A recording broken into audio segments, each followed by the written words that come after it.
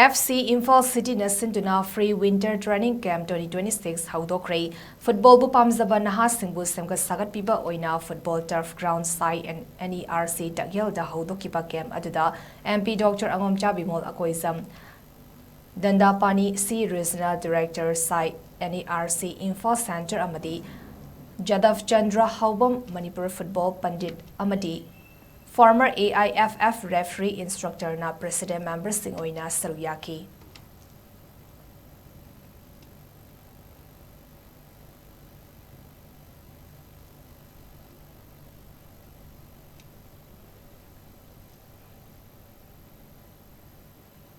Sports के facilities इंजे India की मापम चट ना young official उनरगा inspection tauba dagi meeting tauba se koi gi committee tawe da kuina dagi aina so koi manipur sports pai hai se aina chatlo riba committee member na chatlo ga official unarak pa my facility hoda ai koi ga di yamna khena ai masi phazana yeng ri sai se koi gi committee du inspection la ga di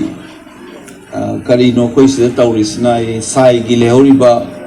Bangalore daga lehoriba and the Bhubaneswar daga lehoriba mawong aduga di aikoi se hena yabazane do hiram gudi makta sokpa dumaina koi gi sports ki position dum sokpa player masa gi sanaroi singsigi magi sananing bagi ithil adugi spirit tuna Madugi Tiluna Lamjing got Satlagan in the Lawi di Manipurgi, okay, Sanaro Sing na Minchet Purais. System a mo in the day Magi roll see I don't hang a Yahweh, I say, head hiding the Bugume Poisada. Laiba Federation Sing Association Sing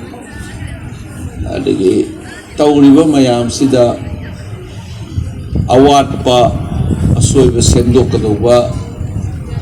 adugi mami chaun adum tai marak sidai koi gi sugumba private initiative haitare moina tawai gi chanupa agi yam gi chanupa ne mon si hairapani manas mana sponsor ta tausi khosena adu lairiba koi na di sports players inge pangtha da thagat pa Hagala kanda moi de kari facility piri firan mamai chumlingai marubate miram lenda haibagi mawonga players sina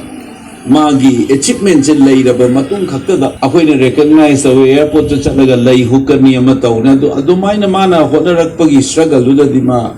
mating je kana pi ge sarkar site gi state ki site gi nakari pi gi si tigalu raga dina adu dane ne ngasai magi player du gi magi passion magi nung yo magi itil na guide to chapto nga to ne to ne koi manipur se